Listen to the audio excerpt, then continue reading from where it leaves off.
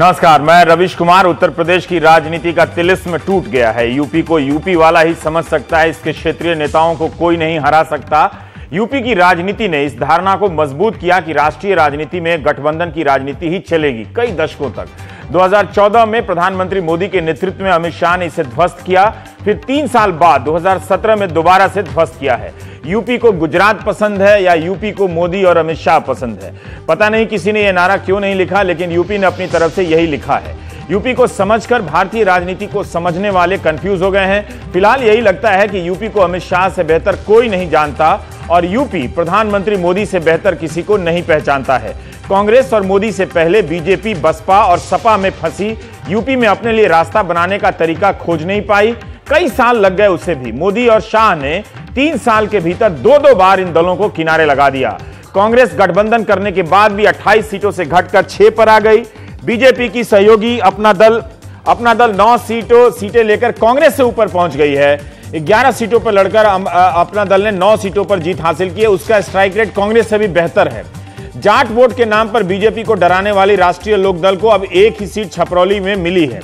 BJP ने 2014 में 300 से अधिक सीटों पर बढ़त हासिल की। 3 साल बाद 324, 25 पर जीत मिली है। 62 सीटों पर बीजेपी के उम्मीदवार 50,000 से ज्यादा वोट से जीते हैं। यह जनादेश सिर्फ यूपी का नहीं है, बल्कि प्रधानमंत्री मोदी के कामकाज के लिए भी है। 2019 से पहले उन्हें जनता ने अपनी तरफ से थैंक यू नोट भेज दिया है। यूपी की जनता ने यूपी की इस जीत की कहीं कोई समानता नहीं मिलती है। एक मामले में इसकी बिहार से तुलना की जा सकती है। नीतीश कुमार ने वहां अति पिछड़ा और महादलित की राजनीति की खोज की और घनघोर तरीके से उसे गढ़ा। यही एक पैटर्न यूपी में बीजेपी के साथ दिख रहा है। बीजेपी की इस जीत से एक लाभ उस तबके को मिलेगा या मिलना चाहिए जो यादवों और जाटवों के वर्चस्व की राजनीति के कारण नहीं प्राप्त कर सका था। गैर यादव, पिछड़ा और अति पिछड़ा वर्ग को भी सत्ता में हिस्सेदारी मिलेगी। उनके भीतर से भी सत्ता के लाभार्थी वर्ग पैदा होंगे। जब तक यह भूख बनी रहेगी, बीजेपी यूपी में राज करेगी। जैसे ही वर्चस्व के रूप में अति पिछड़ा कायम होगा, राजनीति इसे भी चुनौती देगी। फिर कोई नया समीकरण बनेगा, नया नेता सामने आएगा। फिलहाल यह समीकरण और नेतृत्व दोनों बीजेपी के पास आ गया है। बीजेपी के नेताओं ने बार बार कहा है कि ब्राह्मण बनिया की पार्टी अब गरीब और अति पिछड़ों की पार्टी बन गई है। इसके बाद भी बीजेपी को इतनी बड़ी कामयाबी नहीं मिलती अगर उसे सभी वर्गों से व्यापक समर्थन नहीं मिलता। 325 की कामयाबी में सब शामिल होंगे ही। बीजेपी ने अपने लिए जीत हासिल की है, लेकिन हारने वालों को राजनीति को समझने की चुनौती पेश की है। हार जीत होती रहती है, लेकिन यह वो जीत है जिसके सामने हारने वाला बिफर गया। अखिलेश यादव और मायावती की बातों से लगा कि वो हार देख तो पा रहे हैं, मगर हार का कारण समझ नहीं पा रहे। कभी अपने विकास से उनका यकीन उठ रहा है, तो कभी ईवीएम मशीन से। 1980 के बाद से किसी पार्टी को इतना बहुमत नहीं मिला। 27 साल का पूरा राजनीतिक अनुभव और विश्लेषण बीजेपी की इस जीत से बदल जाता है। यह जीत इतनी बड़ी है कि उत्तराखंड में ही बीजेपी की अपनी बड़ी जीत पर भारी पड़ती है। मणिपुर और गोवा में भी बीजेपी चाहे तो सरकार बना सकती है, मगर वहां कांग्रेस बड़ी पार्टी के रूप में उभरी है। उमा भारती ने सुबह बात करते हुए एनडीटीवी से कहा कि प्रधानमंत्री एक नई आर्थिक संस्कृति विकसित कर रहे हैं, जहां अमीर और गरीब का झगड़ा नहीं है, मगर गरीब का चेहरा सबसे आगे है। वो एक ऐसी जनता तैयार कर रहे हैं जो सरकार पर आश्रित ना हो, अपने पैरों पर खड़ी हो सके। अमित शाह ने कहा कि बीजेपी की विचारधारा और प्रधानमंत्री की विकास की नीतियों की जीत है। पहले 2 चरण के चुनाव के बाद उन्होंने कहा था कि बीजेपी 125 में से 90 सीटें जीतेगी, लेकिन लोगों ने कहा कि यह कोई पॉलिटिकल स्टेटमेंट है। मगर 125 में से 115 सीटों पर पहले 2 चरण में बीजेपी ने जीत हासिल की है। यह वो दौर है जब जाट मतदाताओं के कारण बीजेपी को चुनौती मिलती हुई दिख रही थी। एकमात्र कारण नरेंद्र मोदी सरकार का परफॉर्मेंस, नरेंद्र मोदी जी के प्रति देश के गरीबों ने जो श्रद्धा रखी है, देश के गरीबों में जो श्रद्धा उत्पन्न हुई है, और एक बहुत बड़ा वर्ग भारतीय जनता पार्टी के साथ जुड़ा है। आज पूरे देश का गरीब नरेंद्र मोदी जी को आशा के साथ देख रहा है। 2.5 साल में ही इस देश के गरीब के जीवन स्तर को ऊंचा उठाने का जो प्रयास हुआ है, जो गरीब कभी कल्पना नहीं कर सकता था कि मेरे घर में शौचालय आएगा, मेरे घर में बैंक अकाउंट आएगा, मेरे घर में बिजली आएगी, मेरे घर में धुआं निकलकर गैस का चूल्हा आ जाएगा, एलपीजी आ जाएगा। हर बड़े नेता की जबान पर गरीब शब्द है। इस व्यापक और अभूतपूर्व जीत के क्षण में भी बार बार गरीब है। बीएसपी 19 सीटों पर पहुंच गई है। 1989 में जब पार्टी ने पहला विधानसभा चुनाव लड़ा था तो 13 सीटें पाई थी। जिस बीएसपी को राम जन्मभूमि के दौर में बीजेपी को हराने का गौरव प्राप्त हुआ, तब बीएसपी कहती थी मिल गए मुलायम कांशीराम, हवा में उड़ गए जय श्री राम। 27 साल बाद बीजेपी ने मुलायम और कांशीराम की बनाई पार्टी को हवा में उड़ा दिया है। राजनीति का न्याय भी प्रकृति के न्याय की तरह होता होगा। शायद बसपा के 5 साल उसके पास थे, सोचने के लिए वक्त मिला जो उसे वो सोच नहीं पाई। अमित शाह को यूपी को समझने के लिए बहुत कम वक्त मिला। 2013 से 17 4 साल में वो 2 बार जीत गए। हर जाति वर्ग में बीजेपी को भयंकर समर्थन मिला है। अनुसूचित जाति बहुल विधानसभाओं में 84% सीटें बीजेपी को मिली हैं। ओबीसी बहुल विधानसभाओं में 78% बीजेपी सीटें जीती है। जाट बहुल 90% सीटों पर बीजेपी ने जीत हासिल की है और यादव बहुल 65% सीटों पर बीजेपी ने जीत हासिल की है। शहरी क्षेत्रों की 82% सीटों पर बीजेपी को जीत मिली है। कहा जाता है कि यह शहरी पार्टी है, लेकिन ग्रामीण क्षेत्रों की 80% सीटों पर बीजेपी जीत गई है। एक तरह से देखें तो 2017 का मोदी वेव 14 के मोदी वेव से भी बड़ा हो गया है। 2014 में बीजेपी को 337 सीटों पर बढ़त मिली थी, लेकिन सपा कांग्रेस को गठबंधन को मिलाया तो 310 सीटें थी। नतीजा क्या आया? बीजेपी को 324 सीटें मिली। 2014 की तुलना में इस बार 14 नए सीट अतिरिक्त सीट मिल गई है। नए पैमाने से अगर यूपी को नहीं देखा गया तो इन महाजनादेश के साथ नाइंसाफी होगी। अनुसूचित जाति के मतदाताओं में से 41% ने बीजेपी को पसंद किया। बीएसपी को सिर्फ 25% अनुसूचित जाति के मतदाताओं ने पसंद किया है। जाट मतदाताओं में से 45% ने बीजेपी को पसंद किया है, 21% ने बसपा को और 22% भाजपा को। यादव मतदाताओं में से 38% बीजेपी को पसंद किया उन्होंने, 32% सपा कांग्रेस को और 22% यादवों ने बीएसपी को भी दिया है। जनरल मतदाताओं में से 44% बीजेपी को, 24% सपा को और 21% बीएसपी को। यह आंकड़ा बता रहा है कि यूपी की राजनीति में जाति की कोई एक घेराबंदी गोलबंदी नहीं है। ना कास्ट है, ना कोर कास्ट है, ना मिसलेनियस कास्ट है। तो हम प्राइम टाइम में बात करेंगे। हमारे साथ अमिताभ सिन्हा हैं, शिवम विज हैं और प्रशांत झा हैं। शिवम विज हफिंगटन पोस्ट से जुड़े हुए हैं और प्रशांत झा जुड़े हुए हैं हिंदुस्तान टाइम्स से।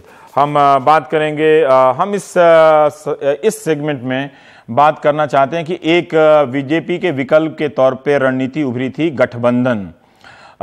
वो इस चुनाव में खारिज हुआ। नीतीश कुमार कहते हैं महागठबंधन नहीं बना। मैं आपसे जानना चाहता हूं कि आपकी क्या राय है कि क्या बीजेपी का विकल्प हमेशा गठबंधन की राजनीति में ही हो सकता है क्या विरोधियों के पास? कई बार लगता है कि ये विरोधियों के लिए एक सस्ता और आसान सा रास्ता हो गया है जो जनता अब समझ गई है। रवीश जी, आपकी बात से जो मुझे स्पष्ट लग रहा है कि आप शायद गठबंधन की बात को नकारने की कोशिश कर रहे हैं। मैं तो उल्टा कहता हूं, गठबंधन के कारण ही भारतीय जनता पार्टी जीती है। लेकिन ये गठबंधन राजनीतिक दलों का नहीं था। ये गठबंधन जातीय समीकरणों का जो कहते हैं इंद्रधनुषी गठबंधन है और ये गठबंधन भारतीय राजनीति को एक नई दिशा देगा। इस गठबंधन में देश हित सर्वोपरि है और गरीबों का हित सर्वोपरि है। आपने एक अंडरलाइनिंग स्टेटमेंट दिया है ये कहते हुए कि गरीबों की सब बात कर रहे हैं, गरीबों की बात कर रहे हैं। मैं आपको आशा से ये कह रहा हूँ कि 2024 का जब चुनाव होगा तब गरीब शब्द का प्रयोग नहीं होगा, क्योंकि 70 सालों में सिर्फ गरीब को बेचा गया है। और अब गरीबों की बात करके जब नरेंद्र मोदी जी और ये भारतीय जनता पार्टी की जो केंद्रीय सरकार है जब आगे चल रही है तो वो क्रियान्वयन के रूप में दिखा रही है, क्रियान्वित करेगी वो चीज़ें जिससे कि गरीब आश्रित न रहे, वो आत्मनिर्भर होकर गरीब की श्रेणी से बाहर निकलेगा। और 2024 का चुनाव, मैं 2019 का चुनाव नहीं कर रहा हूँ, 2024 का जो चुनाव आएगा उसमें भारतीय परिदृश्य से जैसे पश्चिम में गरीब शब्द नहीं होता है, भारत में भी गरीब शब्द नहीं। अमेरिका में 15% लोग अभी भी गरीब हैं। नहीं तो गरीब की परिभाषा, प्रोफेसर पढ़ाते हैं वो गरीबी रेखा से नीचे, गरीबी की परिभाषा, गरीबी की परिभाषा बदलेगी। कहीं भी गरीबी समाप्त नहीं हुई दुनिया में। गरीब ये दो बात आपका महत्वपूर्ण है कि आप गरीब को ही नहीं रेखांकित कर रहे हैं, बल्कि आप ये भी कह रहे हैं कि हम करने वाले हैं और हम करेंगे 2024-19। मतलब आप अपनी उस प्रतिबद्धता को छोड़ नहीं रहे हैं। तब भी जब आपको जीत मिली है। सुरजेवाला जी, राहुल गांधी ने बार बार इस गरीब शब्द को उठाया और घेरने की कोशिश की कि नरेंद्र मोदी गरीबों के नेता नहीं हैं, लेकिन वहां सबसे ज्यादा विश्वसनीय नेता के रूप में वही उभरे हैं। तो आपका गरीब नहीं चला और आपका गठबंधन की राजनीति नहीं चला। क्या आपको नहीं लगता कि इस आसान रास्ते को अब छोड़ देना चाहिए गठबंधन की राजनीति को, कोई मौलिक रास्ता, मौलिक मुद्दा और अपने भीतर परिवर्तन करना चाहिए जिससे लोगों को लगे कि हां, अगर कोई उसे विकल्प की तरफ देखना भी है और दिखे भी तो वो थोड़ा नया लगे और विश्वसनीय लगे पहले से कहीं भी। रवीश जी, आप सबसे पहले तो पंजाब के साथ आप चर्चा कर रहे थे गोवा और मणिपुर की। मैं सिर्फ ये बता दूं कि गोवा और मणिपुर में भी पंजाब के साथ साथ यानी 3 राज्यों में कांग्रेस सरकार बना पाएगी। अब ये लगभग स्पष्ट है और ये सबने मान भी लिया है। 2 प्रांत हम हारे, उत्तर प्रदेश सबसे बड़ा प्रांत है। मेरे आदरणीय साथी को सबसे पहले मुबारक, भारतीय जनता पार्टी को भी मुबारक, आदरणीय मोदी जी को भी मुबारक। ये सच है कि सपा और कांग्रेस का गठबंधन, अखिलेश जी और राहुल गांधी जी ने जो एक नई राजनीति का पदार्पण करने का प्रयास किया और 10 बिंदु विकास के लेकर आए, धर्म और जाति से अलग होकर, वो उनको स्वीकार नहीं किया और मोदी जी को स्वीकार किया। हम शर्तिया अपने अंतर्मन में झांकेंगे, समीक्षा भी करेंगे। मेरा सवाल सुरजेवाला जी ये था कि आप एक आसान रास्ता ढूंढ रहे हैं कि अगर नरेंद्र मोदी की राजनीति का या उनके काम पर सवाल उठाना है तो जनता के बीच सीधे जाकर भिड़ने का, विश्वसनीय तरीके से भिड़ने के अलावा आप कोई गठबंधन कर लीजिए, किसी से भी हाथ मिला लीजिए, ताकि वो अंत में गठबंधन तो कर लेते हैं लेकिन जो बुनियादी सवाल खड़े होते हैं या बीजेपी जो चुनौती पेश करती है वो फिर भी रह जाते हैं, क्योंकि गठबंधन के भी अपने बहुत सारे कॉन्ट्राडिक्शंस होते हैं। तो कब तक आप ये सस्ता रास्ता और आसान वाला रास्ता चुनते रहेंगे? आपने वाजिब फरमाया, पर मैं आपका ध्यान आकर्षित करूं, हमने पंजाब का, गोवा का, मणिपुर का चुनाव अपने बलबूते पर लड़ा। हम गुजरात हो, राजस्थान हो, छत्तीसगढ़ हो, मध्य प्रदेश हो, महाराष्ट्र हो, आंध्र प्रदेश हो, केरल हो, ये सारे प्रांत जो हैं, असम हो, पश्चिम बंगाल में इस बार गठबंधन हुआ, हम सब अपने बलबूते पर लड़ते हैं। तो कहीं कहीं जहां कांग्रेस बहुत देर से अपनी पकड़ नहीं बना पाई, एक विशेष परिस्थिति, 27 साल से हम सत्ता से यूपी में बाहर हैं, मैं असहमत नहीं कि हमें अपने आप को और मजबूत करने की आवश्यकता है। कांग्रेस को यह लगा कि कांग्रेस और समाजवादी पार्टी मिलकर अगर उत्तर प्रदेश में चुनाव लड़ेंगी तो एक नया विकल्प तैयार कर पाएंगी। हम उसमें कामयाब नहीं हुए। हम सर झुकाकर उस जनादेश को मानते हैं। हम जरूर देखेंगे कि हमसे कहां कमी रही और अपने आप को और बेहतर बनाने का प्रयास करेंगे। लोगों की आकांक्षाओं पर खरे उतरने की कोशिश करेंगे, उनकी आवाज बनने की कोशिश करेंगे और सकारात्मक सहयोग भारतीय जनता पार्टी को उस एजेंडा को पूरा करने के लिए जो विकास का एजेंडा और वायदे मोदी जी ने किए हैं उसमें सहयोग भी देंगे। ठीक है प्रशांत, आपको घूमते समय कहीं लगा गरीबों के बीच में कि बीजेपी और नरेंद्र मोदी, अगर उमा भारती के उस शब्द को हम लोग सुबह भी इस्तेमाल कर रहे थे कि इनके बीच से कोई कार्ल मार्क्स उभर रहा है, कहने का मतलब है कि कोई एक ऐसा नेता उभर रहा है जो ज्यादा विश्वसनीय तरीके से गरीबों के बीच एक उम्मीद पैदा कर रहा है और साथ साथ पहले वो काम भी कर रहा है, जैसे गैस का सिलेंडर बटा या जो भी योजनाएं, बिना योजनाओं के तो 2.5 साल में लोगों का इतना यकीन तो नहीं हो सकता है ना, ऐसे कैसे हो सकता है? देखिए, मैं जब नोटबंदी का निर्णय हुआ उसके बाद जब मैं उत्तर प्रदेश घूम रहा था, खास करके पूर्वांचल में, तब मुझे ये समर्थन दिखा, तब गरीबों में भी दिखा और उसके मुझे 2-3 मुख्य कारण लगे। एक ये था कि मोदी जी ने जो कहा वो उन्होंने किया, उन्होंने काले धन को टैकल किया, उन्होंने काले धन के समस्या को समाधान किया। दूसरा था कि नहीं, हम परेशान हैं, वो लोग मान रहे थे पर हमसे ज्यादा परेशान अमीर है, ये हमारा आदमी है, ये जमीन से जुड़ा हुआ आदमी है, हमारी बात समझता है, अमीर से लड़ रहा है। ये एक जो क्लास का हम जो एसोसिएट करते थे भाजपा को क्लास से भी, वर्ग से भी, एक वर्गीय परिवर्तन भाजपा के चरित्र में उस पॉइंट से लग रहा था। और तीसरा एक ये भी एक सेंटिमेंट हम लोग पकड़ पा रहे थे तभी कि जो इससे फायदा होगा देश को, वो फायदा इवेंचुअली गरीबों को मिलेगा। वो या तो धन ट्रांसफर होगा या उससे गरीबों में इन्वेस्टमेंट होगा। ये नवंबर की बात मैं कह रहा हूं। दिसंबर तक आते आते ये ऊर्जा, ये उत्सुकता कम हुआ था इस निर्णय को लेके। तभी भी मोदी जी के प्रति आक्रोश नहीं था। ऊर्जा नहीं था, पर आक्रोश भी नहीं था। ये अब इस चुनावी दौरान में हमें इस प्रकार का हवा तो नहीं दिखा गरीबों के बीच, पर ये हमारी कमजोरी है कि हमें नहीं दिखा, क्योंकि हवा तो सही।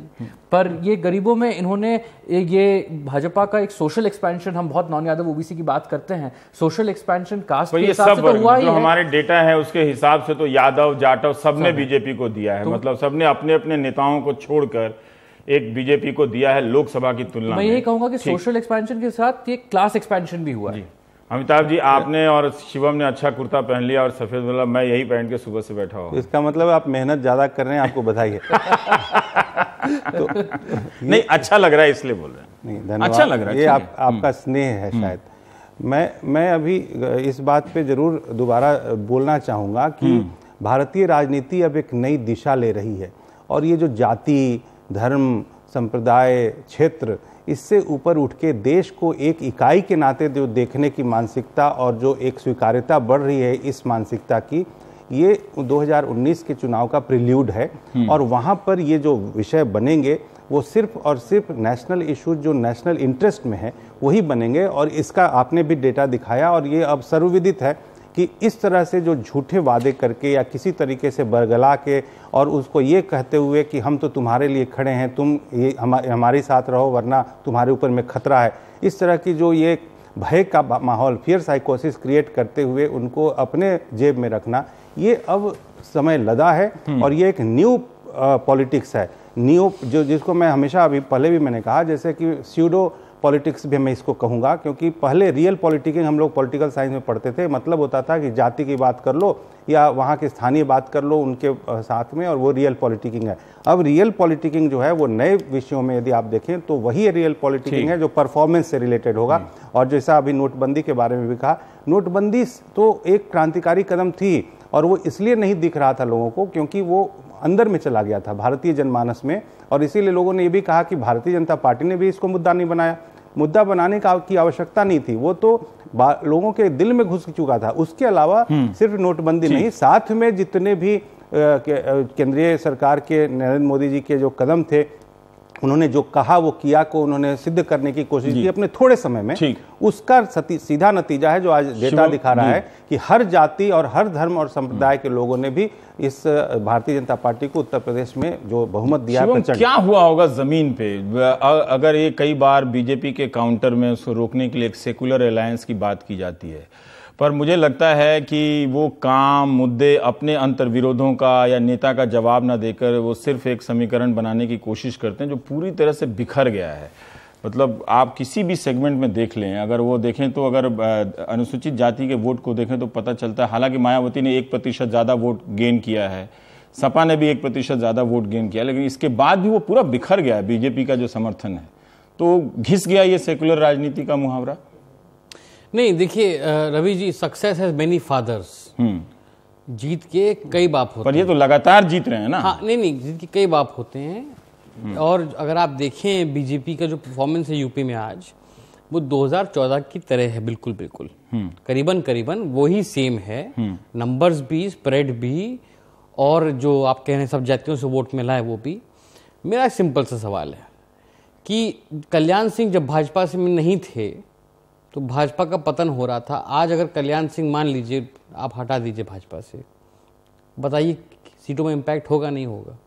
अनुप्रिया पटेल जी से अलायंस किया है अपना दल, उनकी इतनी अच्छी सीटें आ रही हैं, कांग्रेस से ज़्यादा सीटें उनकी आ रही हैं। आप हटा दीजिए अपना दल, अलायंस ना अब हो मान लीजिए।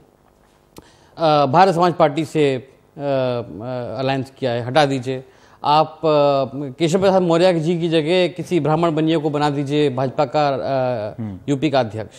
आप और जो स्वामी प्रसाद मौर्य और बहुत सारे आपने जो एमबीसी स्ट्रेटेजी करी है, कर रहे हैं, जो अमिताभ ने कहा कि एक नई राजनीति की शुरुआत हुई जो जाति से ऊपर उठ के। मेरा कहना यह है कि मोदी फैक्टर भी है, बहुत सारी चीजें हैं। मेन फैक्टर, असली कारण जो है भाजपा के यूपी के जीतने का, वो है कि 90s की तरह जो अपर कास्ट और नॉन यादव ओबीसी का कास्ट कॉम्बिनेशन बैठाया गया था, वो दोबारा बैठा लिया गया है। एक छोटी सी जानकारी मैं इनके साथ शेयर करूं, ज़्यादा जरूरत नहीं है दूर जाने की। अभी आपके स्क्रीन पे रवीश जी ने दिखाया है कि जो वोट का पैटर्न है उसमें आपने कहा नॉन यादव, यादव ने 40% से ज्यादा, समाजवादी से ज्यादा वोट किया है। मैं इसीलिए तो कहना चाहता हूं मेरे मित्र कि अब जो मानसिकता है वो अब अलग बन चुकी है। और जैसे कि भारत कभी भी क्रांतिकारी देश नहीं है, यहाँ ग्रेजुअल ट्रांसफॉर्मेशन होता है। आपने जो 70 सालों में जाति जाति जाति किया तो योग्य चाहे वो आपने वो ठीक है, लेकिन आपने शिवम के सवाल का जवाब नहीं दिया। मैं दे रहा हूं, सुहेलदेव, अनुप्रिया मैं पटेल, वही समीकरण उसी पे आ रहा हूं, मैं हाँ। वही लाइन कर रहा हूं। मैं क्रांतिकारी देश नहीं है, ग्रेजुअल ट्रांसफॉर्मेशन होता है। जो 70 सालों से जाति जाति की बात, धर्म की बात है, तो भारतीय जनता पार्टी के नेतृत्व ने यह तय किया कि हर संप्रदाय और हर जाति के जो लोग भी सामने हैं और जो सक्षम हैं उनको भी प्रतिनिधित्व मिले विनेबिलिटी के आधार पे। ठीक। और साथ में मैं इतना कहना चाहता हूं, प्रशांत आपको और काउंटर करना चाहते हैं? जी जरूर करेंगे, लेकिन अब कम से कम इतना तो देश हित में सोचना शुरू करना पड़ेगा कि इस तरह से ओछी मानसिकता की राजनीति से अब देश नहीं चलेगा। ये देश की जनता ने स्वीकार कर लिया। मैं इतना कहना चाहता हूं, शिवम की बात से मैं सहमत हूं कि micro caste management, caste alliance एक बनाया गया, ये बहुत महत्वपूर्ण इस जीत का कारण था। इसके साथ एक और कारण ये था कि भाजपा ने हिंदू कार्ड प्रयोग किया, और ये जो कह रहे हैं कि सभी समाजों से हमें वोट मिला, ये भी कह रहे हैं, यही अकेले नहीं कह रहे, डेटा भी कह रहे हैं। भाई साहब है 325 सीट नहीं आ सकता। हिंदू समाज के विभिन्न समूहों से वोट मिला ना। मैं ये कह रहा हूं मुस्लिम समाज, इसका डेटा मुझे अभी लगता है कि नहीं है, पर Hindu success has many fathers. देखिए अब तो ये कहेंगे कि 50% यादव आया, 50% मुस्लिम आया। मैं नहीं कह रहा हूं मेरे मित्र, इन्होंने नहीं कहा। मेरे मित्र मैं नहीं कह रहा हूं, ये इनका डेटा कह रहा है।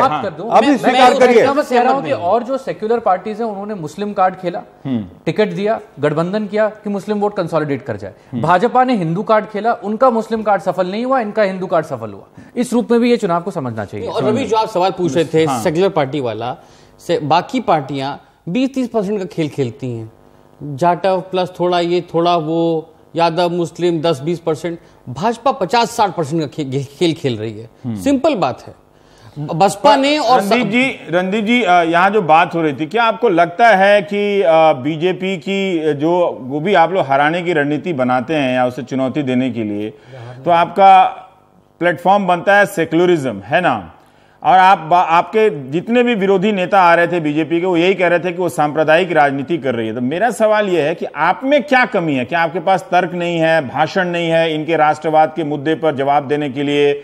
इनके आगे जो लगता है कि इनका मुद्दा कोई सांप्रदायिक है, उन मुद्दों को लेकर सामने से जनता के बीच बात करने के लिए कई बार लगता है कि आप बोलते तो हैं टीवी में आके, लेकिन पब्लिक के बीच उन मुद्दों पर खुलकर बात करने से आप डरते हैं।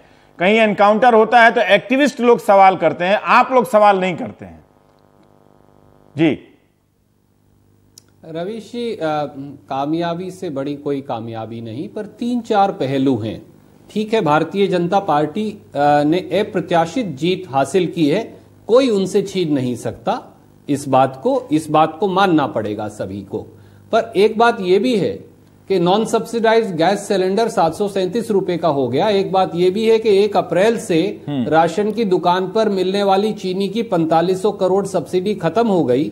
एक बात यह भी है कि गरीब अब अगर बैंक से 4 बार से ज्यादा पैसा निकलवाएगा तो उसको पेनल्टी या 150 रुपए से लेके और 500 रुपया तक देना पड़ेगा, जो सालाना 26,000 करोड़ है। एक बात यह भी है कि भारत सरकार जिसको किसान की फसल खरीदनी है, यूपी में 3% गेहूं और 2.5% धान की फसल खरीदती है।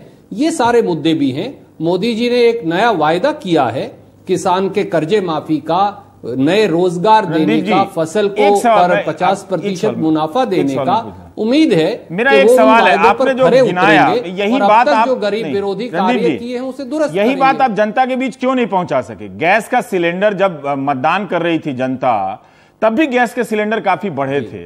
हम लोगों ने भी लिखा था कि 400 से बढ़ के 600 650 तक हो गए थे। वो अप्रैल से नहीं, तब भी बढ़े थे, लेकिन जनता ने उस बढ़ोतरी को भी दरकिनार किया ना।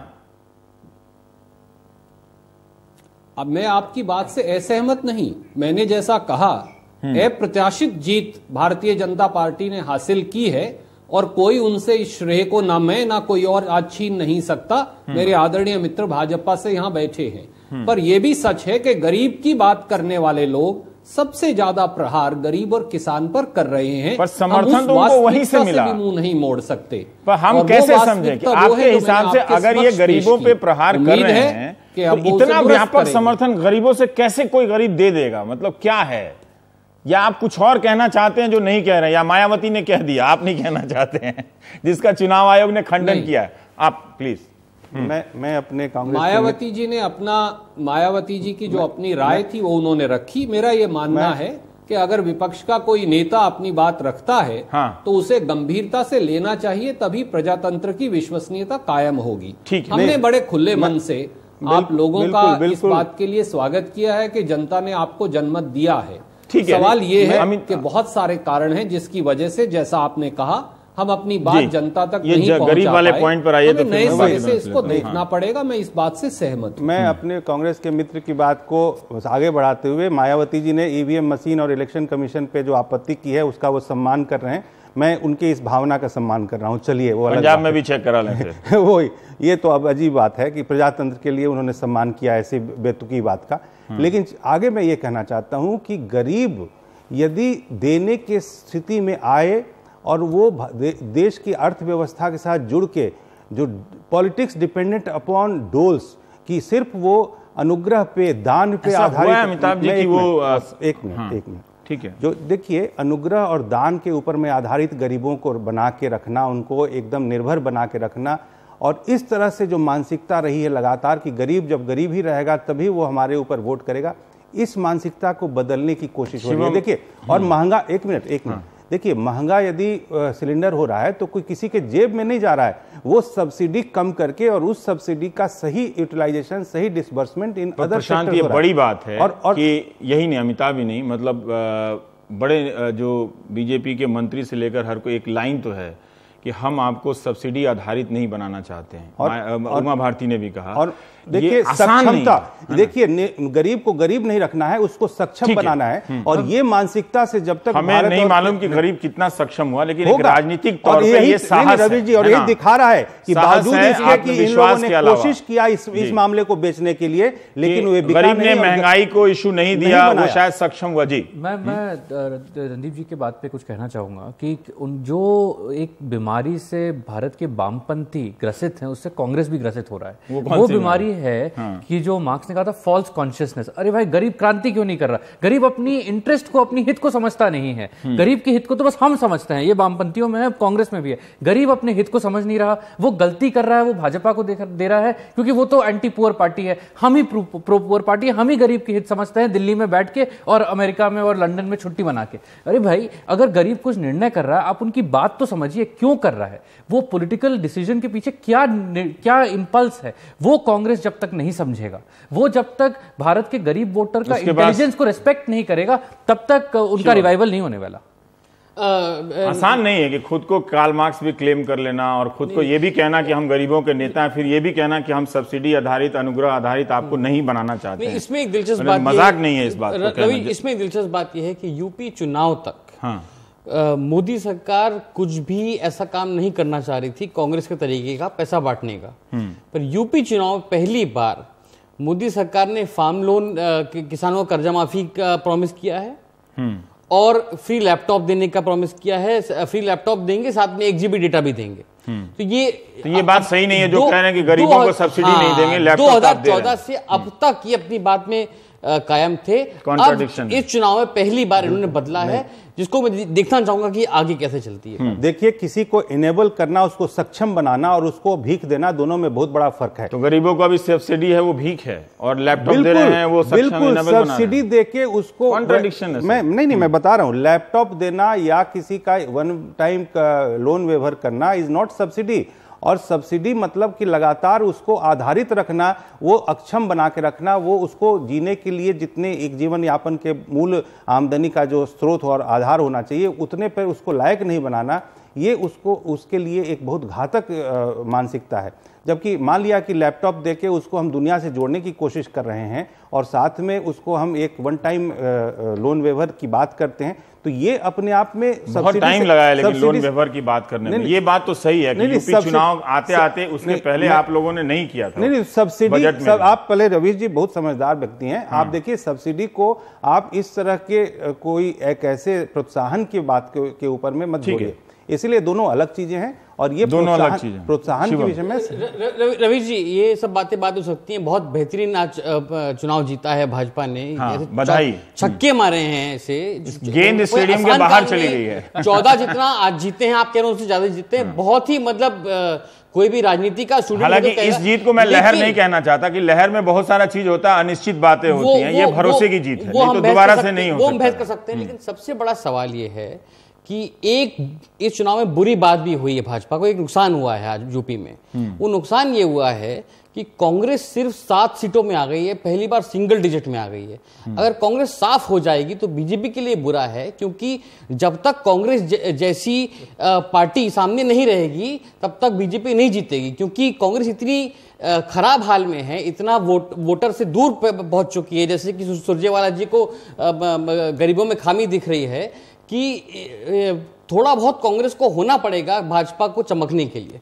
अगर भाजपा पूरी अपने आप फैल जाएगी तो सुरजेवाला जी के पास जाना चाहता हूं। मैं बस दूसरी एक बात रखना चाहूंगा कि आज भाजपा की जीत के दिन है और ये अब लग रहा है कि मोदी जी को तो कोई हरा ही नहीं सकता। और ये भी है कि 19 के जीत का एक आधार आज क्रिएट हो सकता है, हुआ हो। पर मैं एक इसमें कॉशनरी नोट भाजपा को ये कहना चाहूंगा कि अब जो एक्सपेक्टेशन है वो एक हाइट पे पहुंच गए हैं।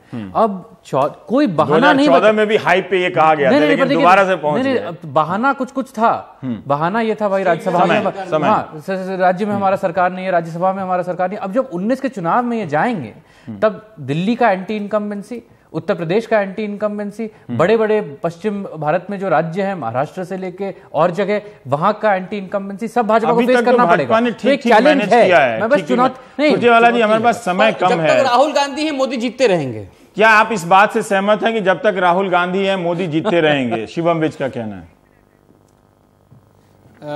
देखिए, शिवम भाई को मैं केवल ये कहूंगा कि वो उत्तर प्रदेश की बड़ी जीत के सामने 3 कोनों में आज कांग्रेस जीती है। मणिपुर में नहीं जीती, उत्तर पूर्व में हम जीते, उत्तर में पंजाब जीते, आप मणिपुर में सरकार बनेगी। आप कृपया करके ताजे आंकड़े देख लें, हम मेजॉरिटी से केवल 2 शॉट पे हैं। ठीक है। और वहां पर जो इंडिपेंडेंट्स हैं और दूसरी पार्टियां वो हमारे साथ आ रही हैं।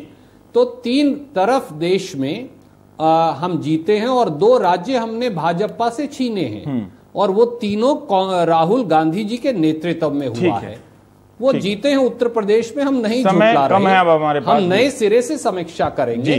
परंतु इस प्रकार से ये कहना कि 3 राज्यों की जीत बिल्कुल नाकारा है और एक राज्य ही इस देश का हमारे पास संज्ञान करेगा या निर्णय करेगा, शायद वो एक मिनट में मैं समअप करूंगा। देखिए, इन्होंने जो समीक्षा की लगातार बात की है, वाकई आवश्यकता है, क्योंकि राज्य में जैसा शिवम जी ने भी बताया कि अभी देश में राजनीति जो है वो एक करवट ले रही है और उसमें राष्ट्रीय दल के नाते कांग्रेस की जरूरत यदि महसूस की जानी चाहिए तो इनको समीक्षा करने की जरूरत है। लेकिन आज की डेट में जो नेतृत्व है कांग्रेस का वो इतना अक्षम दिख रहा है जनता की नजरों में कि इनको समीक्षा ये करनी है कि इनका नेतृत्व क्या हो। क्योंकि एक लाइन है, एक आजकल व्हाट्सएप में आज चल रहा था कि इतिहास गवाह है कि साइकिल पे ब्रेक हाथी लगाता है। इसका मतलब है कि अखिलेश जी की भी गिरावट में इनके नेतृत्व का हाथ है। बहुत बहुत शुक्रिया आप सभी का। ये चर्चाएं अभी चलती रहेंगी। इतनी बड़ी जीत है कि इसमें से कारणों और विश्लेषणों का खजाना निकलने वाला है।